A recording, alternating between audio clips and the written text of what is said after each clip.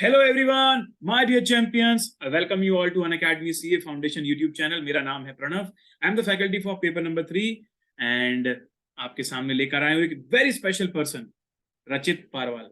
So रचित ने CA Foundation दिसंबर 2022 examination में paper number 3 maths stats LR के अंदर 97 मार्क्स स्कोर किए हैं और टोटल 341 आउट ऑफ 400.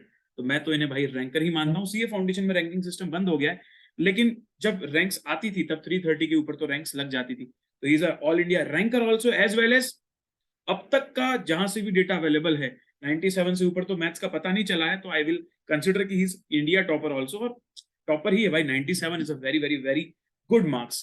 तो आज के सेशन में हम लोग क्या करने वाले हैं, मैं बहुत ज्यादा नहीं बोलूंगा. आज रचित के बोलने की बारी है और आप लोग भी रचित को ही सुनना चाहते हैं. मैं सिर्फ सवाल करूंगा, जो सवाल भी आपके होंगे मैं सिर्फ एक मीडियम हूं, और वो सारे जवाबों के उत्तर, जो सवालों के जो जवाब हैं वो रचित हमको देंगे और आपको एक गाइडेंस देंगे. तो एक क्रिस्प और शॉर्ट वीडियो रखेंगे, लेकिन मैक्सिमम जो टेक अवे, मैक्सिमम जो चीजें हम सीख सकते हैं रचित की जर्नी से, सीखने की कोशिश करेंगे. तो चलिए शुरू करते हैं इस अमेजिंग सेशन को.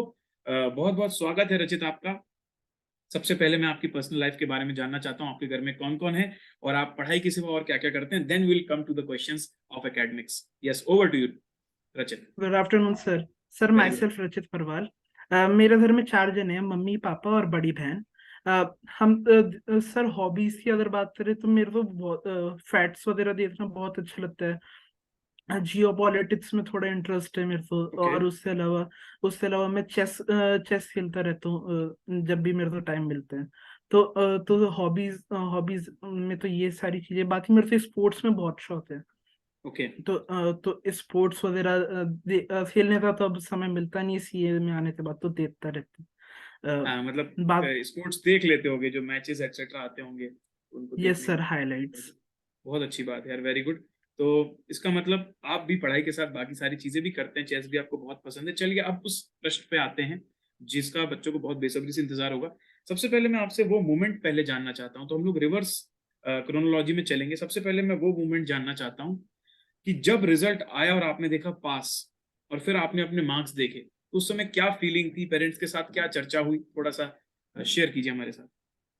सर हमारे जैसे अपडेट आया था कि 3 फरवरी को हमारा एग्जाम रिजल्ट आने वाला है.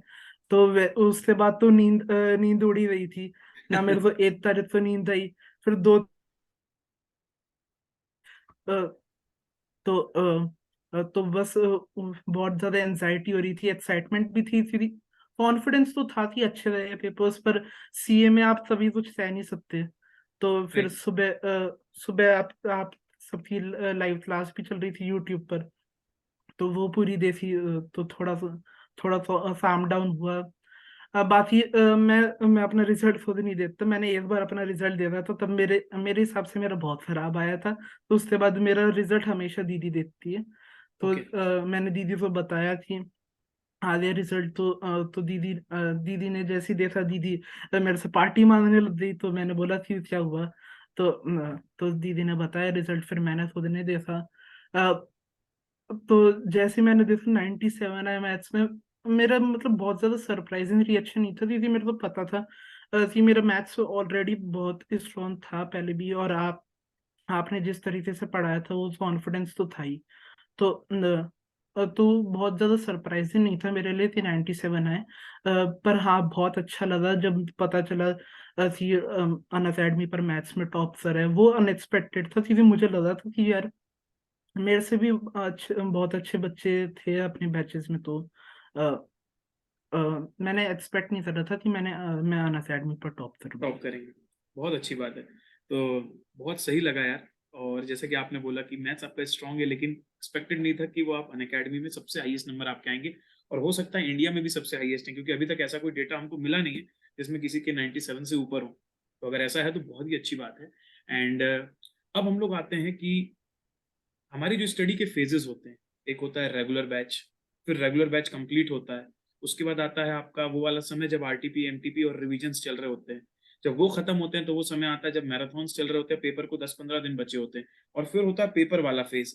तो इन चारों फेजेस को मैं एक के बाद एक समझना चाहता हूँ. सबसे पहले मैं रेगुलर बैच में जानना चाहता हूँ कि आप ये बताइएगा कि आपने रेगुलर बैच कौन सी करी है, कब से आपने शुरू किया था, और जब आपकी रेगुलर क्लासेस चलती थी, उस समय पर आप क्लासेस के बाद और क्या किया करते थे? Over to you. जी सर। सर हमारा 8 जून को था मैथ्स का पेपर, बोर्ड का क्लास 12th का। ओके। तो तो उससे जस्ट बाद मैंने ये सोचा था कि एक हफ्ते का मैं ब्रेक लूंगा मिनिमम, ताकि रिकलेक्ट कर पाए। और उसके बाद तब थोड़ा कंफ्यूजन भी था कि ऑनलाइन ले या नहीं ले। पर फिर मैंने एक्सप्लोर करना स्टार्ट करा, तो मेरे को निशांत सर के बारे में पता चला, अंशुल सर के बारे में पता चला। और मेरे दोस्त भी रेकमेंड कर रहे थे कि जब तेरा 12th में अन अकेडमी से बहुत अच्छा रिजल्ट आया तो तू यही कर लेना, तुझे सब कुछ पता है। तो फिर मेरे को पता चला 16 जून से एकाग्रता 2.2 बैच चालू हो रहा है। तो मैंने उसी अकॉर्डिंग 16 को ही सुबह सब्सक्रिप्शन लिया था। पहली क्लास आप ही थी इंट्रोडक्टरी क्लास। तो मेरे को पहले पहले 2-3 दिन में ही डिसाइड कर लिया था कि हाँ, कि बहुत अच्छी फैकल्टी है एकाग्रता 2.।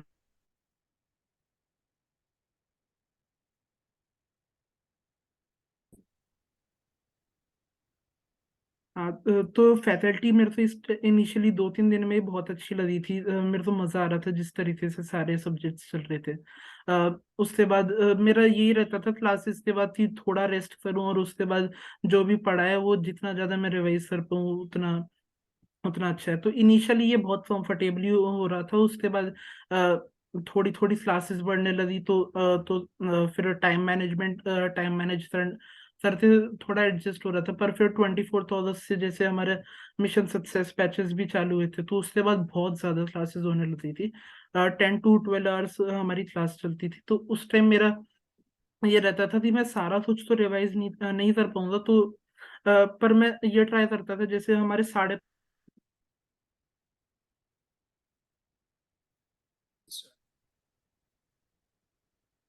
तो फिर बहुत सारी क्लासेस होने लग गई थी। तो 5:30 के बाद फिर 2 घंटे का ब्रेक रहता था। तो मैं आधी घंटे का अपने रेस्ट ले निकाल लेता था। फिर मेरा ये ट्राई रहता था कि 6 से 7 मैं तो ये पर्टिकुलर सब्जेक्ट पढ़ लूँ। फिर 9:30 के बाद जैसे भी टाइम मिलता आधी घंटे रेस्ट करने के बाद मेरा यही रहता था कि 10 के बाद मैं अच्छे से 1-1.5 घंटा रिवाइज कर लूँ, ताकि बहुत ज्यादा प्रेशर ना पड़े। पर इनिशियली बहुत ज्यादा मुश्किल आई थी, क्योंकि उस टाइम माइंड भी इस तरह काम नहीं करता था कि 10 घंटे 12 घंटे पढ़ना होता है। पर फिर आप लोगों ने समझाया, टीचर्स ने कि पढ़ना तो पड़ेगा ही। और अभी नहीं करोगे तो इंटर में करना पड़ेगा। तो फिर अभी से उस सीख हिसाब लो। से फिर मेंटालिटी डेवलप हुई, और फिर अच्छे से हो पा रहा था। ओके, तो तो ये आपका रेगुलर प्रेपरेशन बैच का बहुत अच्छी फेज है। था। तो आप जी बेसिकली जब सर। रेगुलर बैच के बाद जब आप पढ़ते थे खाली टाइम, तो जितना पढ़ाया उस दिन उसी को रिवाइज करते थे, राइट? यस सर, कोशिश ये रहती थी। बाकी अगर जैसे कोई चैप्टर हो गया और मुझे लग रहा थी वो रिवाइज करना रह गया था, तो बस वही कर लेता था। हाँ, मतलब डिपेंड्स कि क्या है, जैसे किसी का होमवर्क होगा तो पहले वो करते होगे आप, राइट? जी सर। अब आता है दूसरा फेज, जैसे आपकी रेगुलर बैच खत्म हुई और उसके बाद से जब आपकी क्लासेस के ड्यूरेशन कम हो गए या फिर लिमिटेड क्लासेस थी, आरटीपी एमटीपी, और फिर आपको रिवीजन करना था, तो उसमें आपने किस तरीके से अपने आप को जो है क्या रूटीन बनाया था और कैसे आपने उस चीज को कैरी आउट किया था? Over to you. सर जैसे मैथ्स में तो मेरे तो 11th 12th में थी मेरे पास, तो मेरे 4 कॉन्सेप्ट्स क्लियर थे। और बाकी फिर जो क्लियर नहीं था वो आपने बहुत अच्छे से करवाई दिया था। तो मैं मैथ्स थी तो एमटीपी आरटीपी बैच लाइव ही अटेंड करता था। ओके।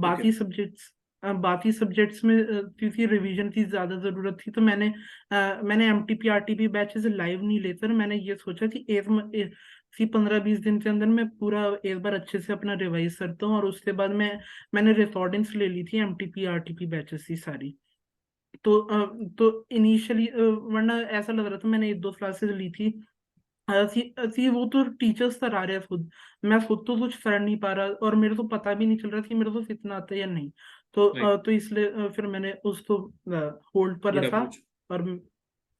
और फिर मैथ्स में तो कंटिन्यू कर ही रहा था। और उस क्विज़ेस में आप क्वेश्चन के लेवल बहुत अच्छे थे ही। और उसमें भी अच्छा परफॉर्म कर रहा था, लीडर बोर्ड में आ ही रहा था बिल्कुल सारी बिल्कुल आ रहा था। उसमें। तो तो ये फेज था कॉन्फिडेंस बढ़ता आपका, गया। जब आपने मतलब, तो मेरे को जो इससे सीखने मिला कि जब आप आरटीपी एमटीपी बैच में आ रहे हो ना, तो बीच में जो गैप रहता है ना, उसमें थोड़ा बहुत रिवीजन कर लो।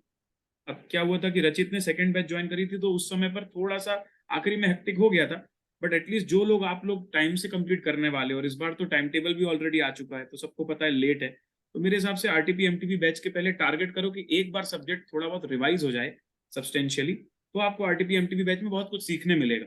और अगर वैसा नहीं भी हो पाता तो जैसा रचित ने किया, दैट इज ऑल्सो फाइन, कि भाई उन्होंने अपने हिसाब से रिवीजन करके उसको रिकॉर्डेड कर लिया, तो चीजें सारी करी लेकिन अपने हिसाब से करी, अपने हिसाब से प्लान आउट किया। यही मैं हमेशा समझाता हूँ कि एक स्टूडेंट को ना अपनी सिचुएशन के अकॉर्डिंग भी चीजों को मोल्ड करते रहना चाहिए, बिल्कुल सही रहता है वो। तो इसके बाद तुम्हारा रिवीजन फेस खत्म हुआ।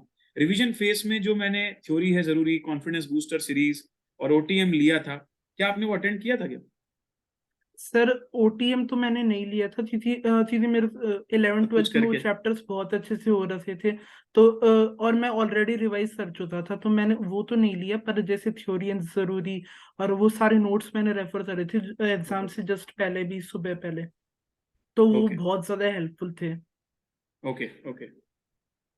Yes, sir. तो ये हो गई बात रिवीजन एटसेट्रा की। अब हम लोग बात करते हैं कि जब एग्जाम्स को अराउंड 15 से 20 दिन बचे थे सर और एग्जाम्स आने वाले थे, तो उस समय आप क्या कर रहे थे, और आप आपका प्रॉपर रूटीन क्या था, कितने घंटे पढ़ते थे और क्या प्लान आउट किया था? सर जैसे 20 नवंबर के आसपास मेरा रिवीजन हो गया था पूरा। और उसके बाद मेरा यही था कि मैं ज्यादा से ज्यादा एमटीपीज आरटीपीज खुद से सॉल्व कर पाऊँ। तो उसके हिसाब से मैंने 10 दिन का टाइम लिया था, 20 to 30, जिस टाइम मैराथन्स भी नहीं चल रहे थे और एमटीपी आरटीपी सीरीज भी नहीं हो रही थी। तो उस टाइम मैं रिकॉर्डिंग्स देख रहा था एमटीपी आरटीपी सीरीज की सारी, जो ओके। जो मेरी बच रही थी। और पेंडिंग थी। मैथ्स ले तो मैं खुद से प्रैक्टिस करने लग गया था कि एमटीपीज मॉक एमटीपीज पेपर्स उठा लिए, देखे? Sample papers. Yes sir. Okay. तो जी, बेसिकली और रिवीजन सर आपका हो फिर। गया था, आपका मेन फोकस पेपर्स पे था उस समय, कि अब 10-15 दिन बचे यस हैं तो मैं सर। मल्टीपल पेपर्स दूं। कितने मॉक पेपर्स आपने किए थे मैथ्स के? सर मैथ्स में मैंने करीब 10 या 11 मॉक पेपर्स करे थे। और टाइमर रख के और 2 घंटे का? Yes sir. अच्छा, और फिर आप उसका मेरा आंसर्स कहाँ लिखते थे? ओएमआर शीट थी क्या आपके पास? सर मैंने ओएमआर शीट प्रिंट करवा ली थी, तो जो भी नेट पर प्रैक्टिस हो जाए अवेलेबल उसमें थी उस लिखने की, हिसाब से। ताकि सर्कल यस सर। बनाने की। बहुत अच्छा आइडिया। तो ये आप सभी लोग ये टेक अवे ले सकते हो कि ओएमआर शीट के साथ मॉक पेपर्स करो एग्जाम के 1 महीने पहले, ताकि पूरी हैबिट हो यस जाए सर। कि पेपर में क्या करना है। राइट, हाँ, और क्या बोल रहे थे आप? सर तो मैंने जो नोटिस करा था उस हिसाब से मेरा 105 से 107 मिनट में मेरा पेपर हो जा रहा था। तो फिर वाह। 10 से 15 मिनट मेरे पास बच रहे थे कि अगर कोई क्वेश्चंस मेरे को वापस से देखने हैं या कोई डाउट है तो मैं उस पर वर्क अपॉन कर पा रहा था। तो इसलिए कॉन्फिडेंस था एग्जाम से पहले कि मेरा पेपर तो टाइम से हो जाएगा, और जितना मैं अटेम्प्ट करना चाहता हूँ, बस अब एक्यूरेसी की बात आएगी। ओके, तो आपका एक्चुअल जो पेपर, चलो अब जैसे आप आखिरी मोमेंट में आ गए, अब आते हैं हम लास्ट 1.5 डेज में। लॉ का पेपर पूरा हुआ और मैथ्स का पेपर आने वाला था, उस 1.5 दिनों में आपने क्या किया? सर इनिशियली तो लॉ का पेपर में थोड़ा मेरे को उतना कॉन्फिडेंस नहीं आया था कि लेंदी था क्योंकि, और थोड़ा ट्रिकी भी लगा मुझे, तो इसलिए मैं थोड़ा एक बार पहले एनालाइज करने लग गया था कि 6 बजे तक मैंने देखा कि हाँ तो ऐसा हुआ, क्या आंसर्स हो सकते थे। हम्म। उसके बाद मैंने स्विच सर आपसे रिवीजन लेक्चर्स चल ही रहे थे, पर 6 बजे से चालू स्टार्ट हो ही रहे थे। तो मैंने ये सोचा था कि इनिशियली मैंने सोचा कि हाँ आपसे आपसे लेक्चर से करूंगा।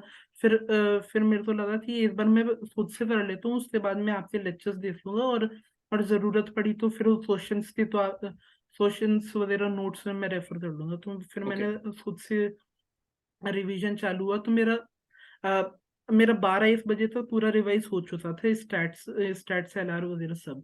तो उसके बाद मैंने थ्योरी जरूरी वाले नोट्स रेफर करे।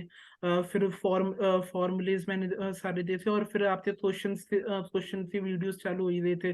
वो हम्म। स्टैट्स थे 100 क्वेश्चन एलआर 100 एमसीक्यूज वाले। वगैरह थे। तो तो वो सारे अच्छे से करे, और फिर जो अपन ने पहले भी प्लस बैचेस में एमटीपी आरटीपीज के क्वेश्चंस करे थे, और जो आपने टेस्ट लिया था हमारा 8 से 10 वाला, वो मैंने वापस से अटेम्प्ट करा। तो इस हिसाब से बहुत अच्छी तरह से प्रेपरेशन हो गई थी। फिर सुबह पहले तो आपसे आपसे और निशांत सर थे, वो warm up confidence quiz. Booster questions ले लिए थे। और हाँ तब आपने बोला भी था कि नेताजी 90+ आने चाहिए। तो हाँ तो उस टाइम मुझे लगा कि हाँ, हम पूरे ट्राई करेंगे। और मेरा एम भी था मैथ्स में, तो ये 90 स्टार्टिंग से प्लस। मेरा मेरा स्ट्रांग रहा है, तो मेरा एम था। फिर पेपर के टाइम डर तो नहीं था, पर थोड़ा स्टार्टिंग में थोड़ा लग रहा था नर्वसनेस। फिर जैसे जैसे क्वेश्चंस बनते रहे, इतनी प्रैक्टिस करवाई थी आपने, तो उसके बाद फिर धीरे धीरे होने लग गया। पूरा 7 या 8 क्वेश्चंस मैंने रिव्यूज ले रख दिए थे, जैसे आपने सजेस्ट करा था कि अगर डाउट लगे तो सर छोड़ सर दो, करते आगे बाद बढ़ में जाना। करेंगे। हम्म। तो मेरा करीब पेपर हो गया था 95 में। वाह। उससे उसके बाद फिर मैंने उन 7 क्वेश्चंस को मैंने देखा। मेरे को 2 ऑप्शंस में डाउट था, तो मैंने सोचा कि मैंने ये देख लिया था कि अगर मेरे ये सारे गलत भी हो जाते हैं, अगर मैं अटेम्प्ट करता हूँ तो मेरे से इतने नंबर आए थे। मैंने वही कैलकुलेशन कर ली थी वहीं पर, तो मेरे 87 88 आ रहे थे। और मेरे को लग रहा था कि इन दो में से एक ही होगा। तो और जो भी थ्योरी वगैरह आपने इतने रिविजन्स कराए थे, तो उससे लग रहा था कि ये आंसर होना चाहिए। तो मैंने थोड़ा 5 क्वेश्चन में रिस्क भी लिया था फिर। ओके। और उनमें से मेरे सही हो गए 4, तो मिनिमम एक ही गलत हुआ है मेरा। तो हम्म। बेसिकली आपने 98 अटेम्प्ट किया होगा और एक आपका गलत हुआ, यस इस टाइप से सर। कुछ है ना? Yes sir. ओके ओके, ये तो बहुत बढ़िया था। तो पेपर में आपने सीक्वेंसिंग कैसे करी थी कि कौन सा क्वेश्चन या लाइन से करते गए थे? सर लाइन से करता गया था दीदी, क्योंकि अपन ने पहले डिस्कस कर लिया था कि मिथ्स आते हैं, तो जैसे जैसे जो बनते जाए वैसे वैसे हाँ, और मतलब वो करना। वो जो 3 सेट का मैंने फॉर्मूला बताया था कि अगर तुमको ऐसा लगता है कि क्वेश्चन टाइम टेकिंग है तो फिर तुमने उसको आगे बढ़ा दिया था, बाद में किया होगा, ऐसा ही किया? Yes sir. यस सर, वो 7 8 क्वेश्चन इसी इसी बेसिस पर छोड़े थे। और हाँ। कैलकुलस जैसे जनरली छुड़वाते हैं, आपने भी छुड़वाया था। पर हम्म। क्योंकि 11 12 में कर रहा था, तो मैंने खुद से कर लिया सही था है। वो। तो हम भी ये एडवाइस देते हैं कि भाई 11 12 में जिसने मैथ्स करी कैलकुलस कर लो, कोई प्रॉब्लम नहीं है। तो बच्चों आपको बता दूं मैं कि रचित का हमने जो है बैच में नाम नेताजी रखा था, और एग्जाम के दिन ही सुबह मैंने बोला था कि नेताजी आपसे 90+ चाहिए। वो वीडियो आज भी यूट्यूब में है। तो सही में बहुत प्राउड फील हो रहा है रचित कि आपने अपना प्रॉमिस भी बिल्कुल कैप्ट किया। और जिस अप्रोच से आप चले, आपने बोला कि आप, ऐसा नहीं था बिल्कुल भी आपको कि मन में कि आपको सब कुछ आता था या फिर आप बहुत ज्यादा एक्स्ट्रा सब कुछ पहले से कॉन्फिडेंस था। आपने फुल मेहनत करी है, जो एक एवरेज स्टूडेंट करता है, आपने भी वो मेहनत करी है। आपको भी एक टाइम टफ लगा जब आपको लगा कि 10 12 घंटे क्लासेस में जा रहे हैं और सेल्फ स्टडी में जा रहे हैं, लेकिन आपने उसको कोप अप किया। That is a very great thing. तो सच में बहुत अच्छा लगा आपसे मिलके, रियली फ्रेंकली स्पीकिंग रचित, I am feeling very proud. And आपको, आपके पेरेंट्स को, आपके अराउंड जितने भी लोग हैं, सबको मेरी तरफ से बहुत बधाई देना, अनअकैडमी की तरफ से बहुत बधाई देना। और हमारे जितने भी व्यूअर्स देख रहे हैं, प्लीज यार एक बार लाइव चैट में रचित के लिए हिप हिप हुर्रे तो बनता है, एक बार कॉन्ग्रेचुलेट जरूर करें रचित को। तो ऑल द बेस्ट रचित for your future journey. Intermediate आपका बहुत अच्छा रहा, और फिर से आपके साथ में कॉस्टिंग में ऑल इंडिया रैंक आप लेके आए, और कॉस्टिंग में हाईएस्ट टॉपर में चाहता हूं कि आप भी आए और फिर से मैं आपको इसी तरीके से इंटरव्यू लूं। तो God bless you and all the very best. Yes sir, thank you sir.